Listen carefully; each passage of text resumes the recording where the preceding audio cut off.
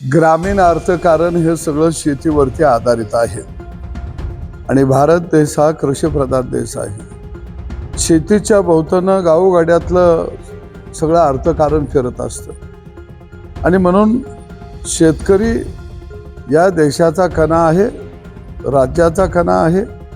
शेतकऱ्याच्या प्रश्नावरती जे नेते आंदोलन करत होते, माझे सहकारी राजू शेट्टी असतील, महादेव जानकर असतील, त्यांना या पद्धतीनं उचलून नेण्याची गरज आहे असं मला वाटत नव्हतं।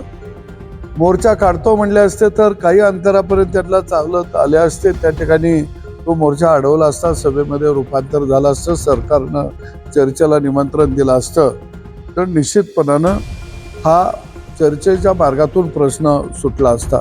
पण मला वाटतं की शेतकऱ्याच्या प्रश्नाला थट्टा मस्करीमध्ये जर आपण न्यायला लागलो तर निश्चितपणानं हे राज्याच्या दृष्टीनं योग्य आहे असं मला वाटत नाही।